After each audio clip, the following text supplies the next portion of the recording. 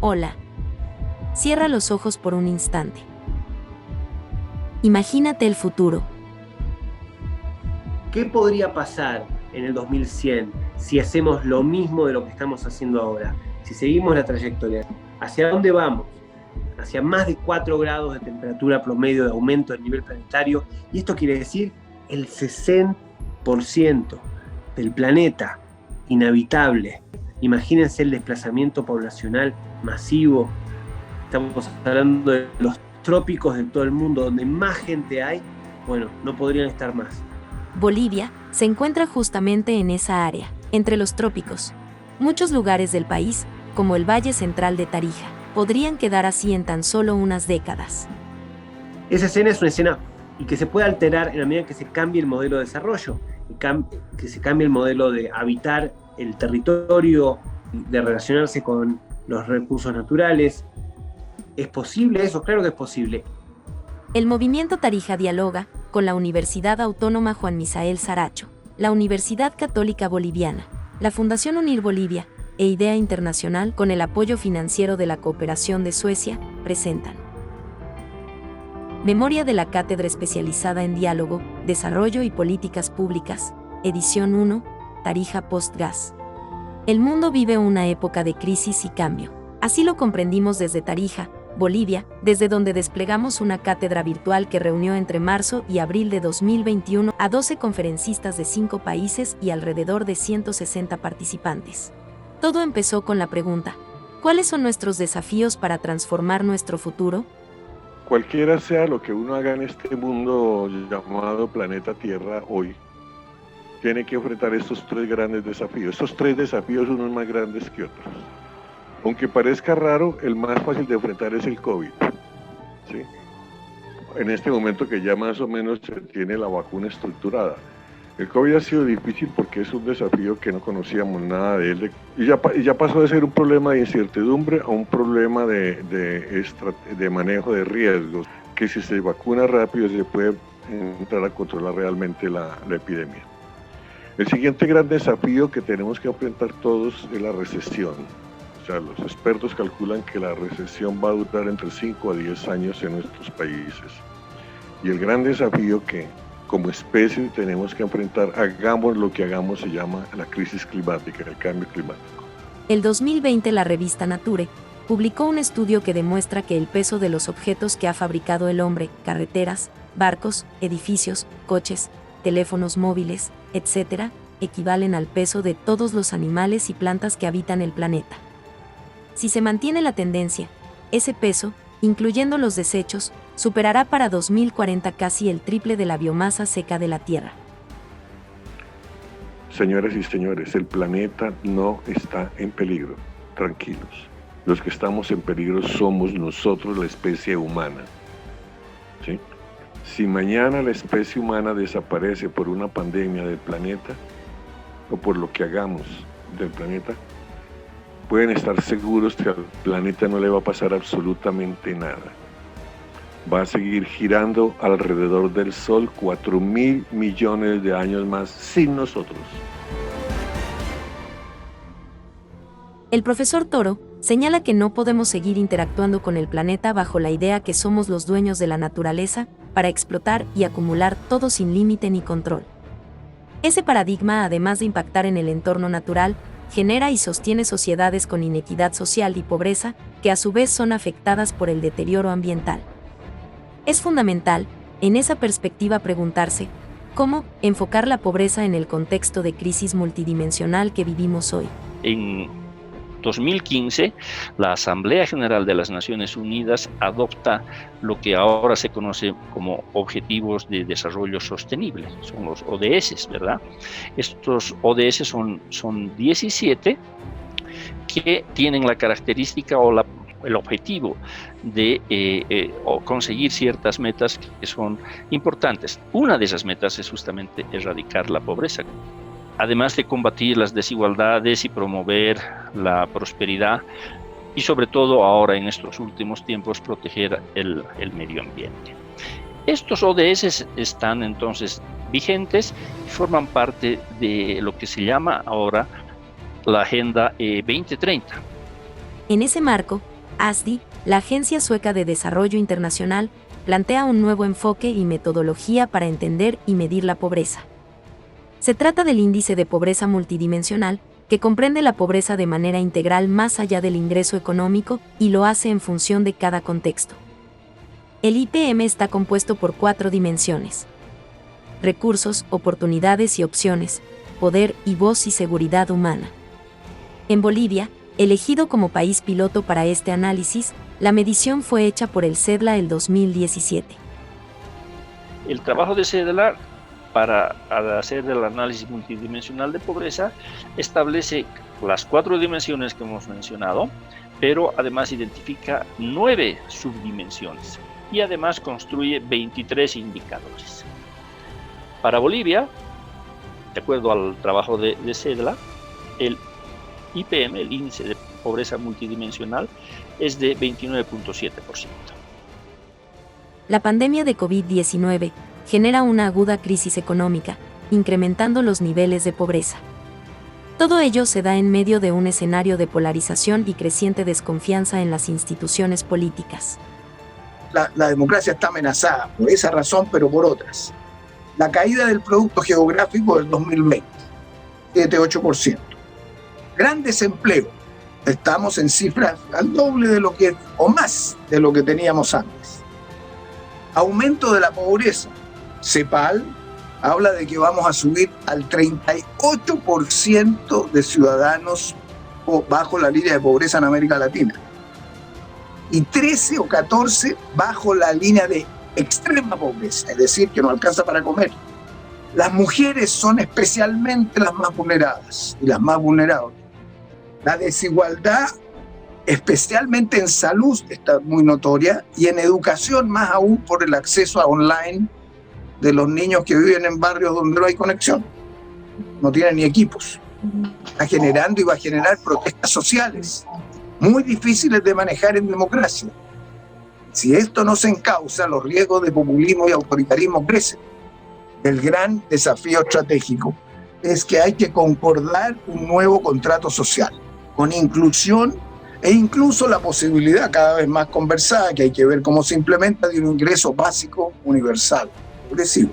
Lo que hemos visto en este tiempo es que para sobrevivir el Estado ha hecho cosas que nunca había hecho. Entonces uno se pregunta, ¿y por qué no lo pudimos hacer si ahora se puede hacer? Iniciar un amplio proceso de diálogo implica trabajar en el cambio de paradigmas para avanzar hacia la construcción de un nuevo contrato social. El profesor Bernardo Toro plantea el paradigma del cuidado. Es un cambio de comportamiento fundamental, personal y colectivo, que pasemos del comportamiento de acumulación, poder y éxito al comportamiento del cuidado. Los valores del cuidado son aprender a cuidar, saber hacer transacciones, ganar la comensalidad, o sea que todos podamos comer, saber conversar, el respeto y la hospitalidad. Citando al filósofo brasilero Leonardo Boff, Bernardo Toro sostiene que cuando amamos cuidamos y cuando cuidamos amamos. Vamos a decir que el cuidar es político. Y aquí vamos a recuperar la experiencia de la Tarija en pandemia. La Bolivia y la Tarija comunitaria nos han enseñado que ante el hambre, ante la pobreza, ante la peste, somos comunidad. Las mujeres de los barrios y las comunidades, las lideresas vecinales, las indígenas, las campesinas, han desplegado una enorme acción de solidaridad y de cuidado a las familias más pobres. Durante el periodo más duro del encierro obligado, las dirigentes vecinales en 5 minutos organizaban una olla común, una campaña de recolección de víveres, una campaña de recolección de remedios o lo que se necesitara. Esta es la ética del cuidado de la vida, es una ética del maternaje, es la impronta de la mamá de un recién nacido a quien cuida por encima de toda circunstancia. Si hay un cambio central en los paradigmas, es el que tiene que ver con los movimientos de mujeres en el mundo. En el caso de Bolivia, Si bien en 2020 se alcanzó uno de los índices de paridad más altos, con 51,9% de mujeres en la Asamblea Legislativa Plurinacional, según datos de la CEPAL, el país tiene la tasa más alta de feminicidios en Sudamérica. Y si de algo nos habla el feminismo, es del cambio de paradigmas, que es justamente uno de los objetivos centrales de la cátedra Tarija Dialoga y del movimiento Tarija Dialoga. Entonces el feminismo no es simplemente la demanda de derechos en igualdad o igualdad de derechos entre hombres y mujeres. Es eso, pero es muchísimo más. Es la impugnación a un orden social y a un orden económico dominante. Los feminismos son una suerte de utopía por la transformación social. Impugnar el orden social implica una serie de preguntas que abran posibilidades para una resignificación de nuestra democracia. ¿El Estado boliviano es democrático? Según la Constitución, sí. Pero en la vida real, ¿es democrática la sociedad boliviana? ¿Democracia es solo la elección de las autoridades públicas por el voto de la ciudadanía? ¿Hay un solo tipo de democracia? Otra pregunta. ¿La democracia es una categoría unidimensional? ¿La democracia es multidimensional? ¿Se puede hablar también de democracia económica, de democracia cultural? ¿Qué tiene que ver la democracia con el bienestar material y espiritual de la gente? ¿Y con la igualdad de género? ¿Y con la libertad de opción sexual? La democracia es, mejor, para ser más riguroso, debe ser un modo de vida que abarque todas las dimensiones de la existencia en comunidad, desde la familia hasta el Estado. Al mismo tiempo, es clave también cambiar el modelo de gestión pública, haciendo uso de las tecnologías que nos ofrece la revolución digital para generar transparencia y participación ciudadana y contribuir a mejorar la calidad de la democracia. Que menos del 50% del año 2018 apoyaban a la democracia.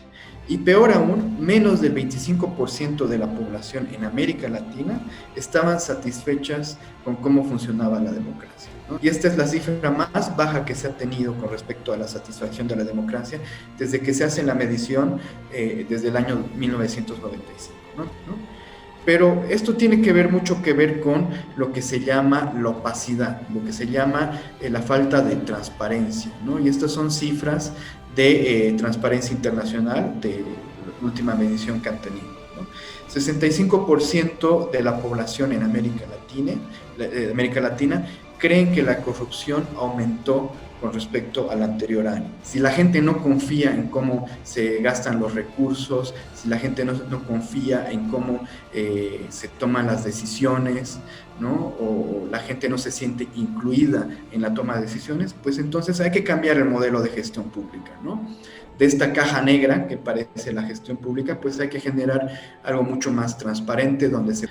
Uno es el concepto de la innovación pública, que es un concepto mucho más general y se refiere a la cultura misma de la gestión y cómo se diseñan las políticas públicas.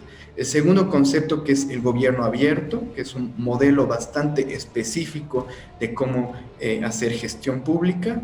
Y el tercero, que es el del gobierno digital, que es más bien transversal a todo esto que es la innovación pública y el gobierno abierto, ¿no? Entonces, esta gran tarea supone amplio diálogo social y ese es un gran déficit de América Latina. Muchas veces los conflictos estallan porque no hay una gran capacidad de diálogo y de liberación. No, tengo tal desconfianza con el otro que no me voy a sentar a hablar. Diálogo, pero ¿para qué? Y el diálogo se tiene que basar en unas relaciones de justicia social. Cuando decía, pues, entrando ya un poco en materia, que hay unas precondiciones, la primera es que necesitamos comprender más todo lo que son las relaciones de poder.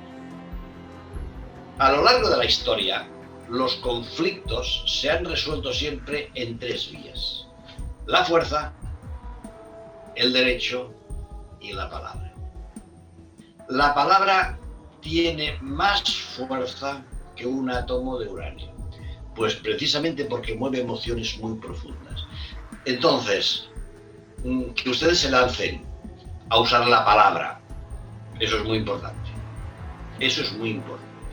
Porque la palabra implica reconocimiento del otro. Ponerlo, arreglar un poquito la asimetría de poder. Cuando el otro se sienta a negociar, cuando el otro se sienta a hablar, ya nos hemos puesto a un nivel importante. El poder de los símbolos. La cruz tiene poder. La media luna tiene poder. La marca Coca-Cola tiene poder. Naturalmente que lo tiene. Y luego hay un poder que no lo tenemos infrautilizado y que es muy oportuno en la situación boliviana y en todas las situaciones sociales, que es el poder del afecto. He visto por ahí en los documentos de Tarija Dialoga, Tarija es una ciudad amable. Eso es muy importante, eso es un capital, hay que potenciarlo eso. Ese poder del afecto, ese ser capaces de ir un poquito más allá, ese poder de la empatía hay que potenciarlo. La empatía tiene que ver con comprender que cada actor tiene una visión o una interpretación de la realidad, por lo tanto, nadie es dueño de la verdad. Piensen que nosotros no miramos el mundo como es, sino miramos el mundo como somos. Y como somos es como como está construida nuestra mirada, nuestros filtros mentales, culturales, lo que nos educaron. Y lo que les propongo es ponerse unos anteojos para ver la conflictividad de una manera más, si se quiere, expandida o agrandada. ¿Vieron cómo se habla hoy de la realidad aumentada? Bueno, algo así, pero para la conflictividad. Porque si queremos generar diálogo, tenemos que entender el entorno en el que estamos insertándonos.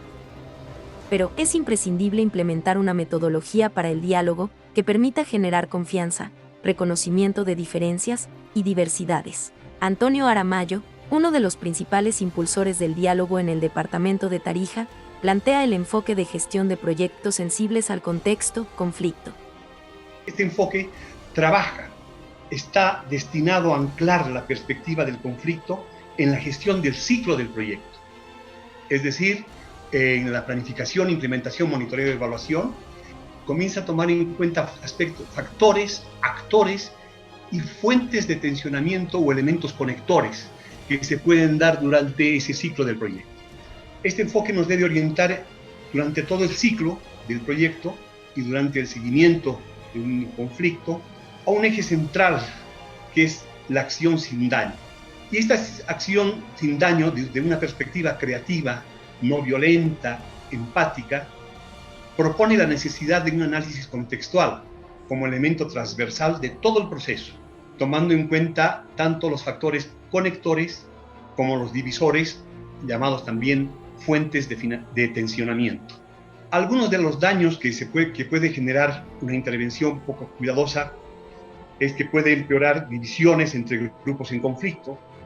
Este enfoque de acción sin daño lo hemos tenido muy en cuenta para todo el proceso de diálogo que hemos hecho en Tarija.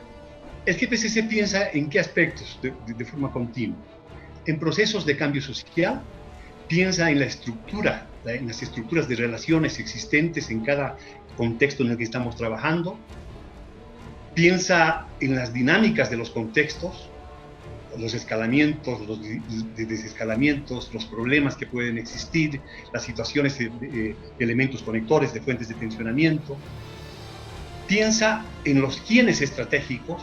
¿Quiénes son los quiénes estratégicos de este proceso en el que estamos trabajando? Cada vez queda más claro que el departamento de Tarija se encuentra en el tramo final de la era del gas, no solo por el drástico bajón de los ingresos que percibe por la explotación en su territorio de este recurso natural, sobre todo por el agotamiento de un proceso de desarrollo altamente disperso, incapaz de construir equidad social y preservar el medio ambiente, a pesar de haber recibido una exorbitante cantidad de recursos económicos. Todos los gobiernos autónomo departamental, gobierno autónomo municipal, la universidad, etc., hemos recibido en su conjunto más de 5.000 millones de dólares. No hubo un proceso concertado de desarrollo departamental. Cada municipio, cada subgobernación, la gobernación, el gobierno en sus distintos niveles, hizo un programa de desarrollo para sí mismo. ¿Cuántos proyectos se han hecho? O sea, es bueno que repasemos un poco la historia, porque parecería ser que la gestión de quienes toman decisiones está en función a la cantidad de proyectos que puedan ir. Este es un número de proyectos 2010-2015, ¿no? Todavía atrasada la información. Es decir, a nivel del gobierno departamental, 5.257 proyectos en un quinquenio, que sí, básicamente podemos dividir más o menos 1.050 proyectos por año. Pero más allá de demostrar, ¿no?, la eficacia o la productividad de los mismos en términos de resultados, es bueno darse cuenta de que básicamente somos una región que nos caracterizamos en formular proyectos, ¿no? ¿Dónde está el tema de resultados, de ejecución de estos proyectos? ¿Dónde está el impacto? Por eso ahora estamos donde estamos y el tren pasó y nos quedamos en la estación con un medio ambiente depredado y una población pobre y polarizada políticamente. Explotamos nuestros recursos naturales y vivimos en un periodo de bonos y rentismo. Estira la mano, en un proceso de economía de auge, sin un proceso de planificación concertada y sin consultar a la población qué es lo que realmente deseaba. Hace días que estamos trabajando con las encuestas a nivel de los 11 municipios, pero se les preguntaba a la gente si ellos preferían bonos o trabajo. En todas las regiones, ninguna aceptó el bono. Es trabajo lo que quiere el poblador, porque ese es algo sostenible. En el corto plazo aparece el empleo directo con un 57% de las opiniones, ¿no? Y también aparece un importante 30% que nos está mostrando que debe haber apoyo a los emprendedores. En un extraordinario esfuerzo, las 3 universidades llevaron adelante un estudio para el movimiento Tarija Dialoga, a fin de construir la agenda ciudadana del diálogo, establecer el termómetro social y realizar un mapeo de actores. 2 de los trabajos fueron presentados en la cátedra, el tercero se encuentra en desarrollo. Cuando consultamos acerca de cuáles son los temas de interés para un proceso de diálogo departamental, la respuesta es el empleo y el desarrollo productivo. Aparecen con menores porcentajes y sí, aquí observen ustedes, vemos cómo aparece en este caso la salud, ¿no? Aparecen nuevos temas de interés. ¿Cuáles son esos nuevos temas de interés ciudadano? Por ejemplo, aquí tenemos 3 que prácticamente serían importantes, encabezado por lo que es la ciudadanía digital. Pero ahora, ¿qué condiciones deberían darse para que aquello se dé? Pues la respuesta ha sido también contundente y nosotros vemos que el 57% de la población opina que se necesitaría voluntad y acuerdo entre las dirigencias políticas, económicas y sociales. Con respecto al proceso de diálogo entre nuestra sociedad civil y el departamento, ¿cómo se podría desarrollar? La mayoría dice que se podría desarrollar en un clima de paz y tranquilidad. Sin embargo, también se esperan algunos conflictos, especialmente de carácter político, pero no se percibe un clima de violencia que impida el diálogo. Cuando hablamos de un clima social para el diálogo, nuevamente las personas consideran que es favorable. Aquí tal vez se divide un poco la opinión entre un 47% y un 31%. Considera que hay entre los grupos sociales de Tarija, un porcentaje mayor, un 53%, considera que sí, ¿no? Un 53%. Y un 31% cree que hay la confrontación, pero muy poco, ¿no?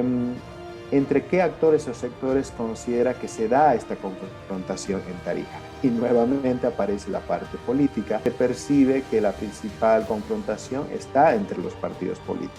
Es que el conjunto de la población del departamento de Tarija necesita imaginar y proyectar un escenario futuro, bajo un horizonte compartido. A partir de la construcción de nuevos acuerdos, debemos abrir un espacio de diálogo, que es lo que se propone las Fundaciones Bolivia y IDEA, con las universidades y varias instancias departamentales, en el marco de metas de objetivos de desarrollo sostenible que plantean Naciones Unidas, abrir un espacio inclusivo, abierto, permeable a las sugerencias, sin posicionamientos partidarios y o políticos, pero que identifiquen los objetivos que nos unan y que nos sacarán del estado de pobreza en el que nos estamos encontrando.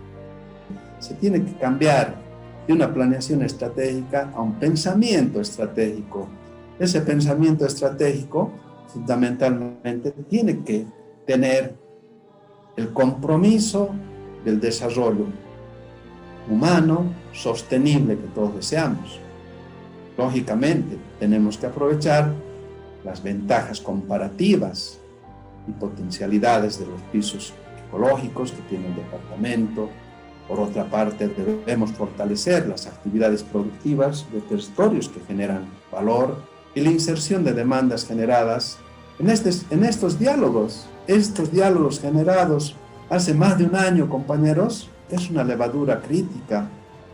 Una levadura que ha emergido un puñado de ciudadanos que sin ningún tipo de interés están participando. El movimiento Tarija Dialoga, un colectivo de la sociedad civil en construcción permanente, plantea el desafío de bosquejar la Tarija post-gas a partir de un amplio proceso de diálogo departamental, como única alternativa para avanzar en un escenario de polarización, atrincheramiento y empantanamiento político. Y es por eso que nos parece que esta iniciativa, mucho más allá de Tarija, ojalá que tenga repercusiones en la cultura política, la forma de hacer política en Bolivia, y que se convierta en un ejemplo de cómo se puede abordar las necesidades de este país. Confiamos en que esta nueva experiencia será de utilidad para contribuir al proceso tarijeño de encuentro constructivo y que constituirá también un aporte valioso a los esfuerzos nacionales que intentan ofrecer un horizonte distinto de posibilidades. Cierro haciendo énfasis en la potencialidad de esta experiencia. Es una enorme lección aprendida que ojalá pueda ser replicada a todos los demás departamentos del país. Asumimos el desafío, el compromiso para seguir apoyando este tipo de iniciativas. Creo que este tipo de eventos y de trabajos y de mesas de discusión ayudan justamente en esa línea, a generar esa cultura del encuentro, esa cultura de diálogo, para que podamos entendernos. Y uno de esos desafíos, que lo dijo muy bien José Loaiza, es el desafío para poder llegar a través del diálogo a nuevos encuentros y a través de esos encuentros a salir de esta crisis, porque creo que esta alianza estratégica que la hemos logrado, la vamos a seguir cimentando de mejor manera para que podamos nosotros edificar realmente una sociedad más próspera y lejos de la confrontación. Siento que la cátedra especializada hoy más que nunca ha sido absolutamente pertinente, porque nos ha motivado a todos a imaginar que es posible imaginar una Tarija post-gas que sea más humana, que sea justa. Gracias a las cerca de 180 mujeres y hombres participantes, con quienes se compartieron profundas reflexiones y extraordinarios aprendizajes en 12 sesiones de lujo.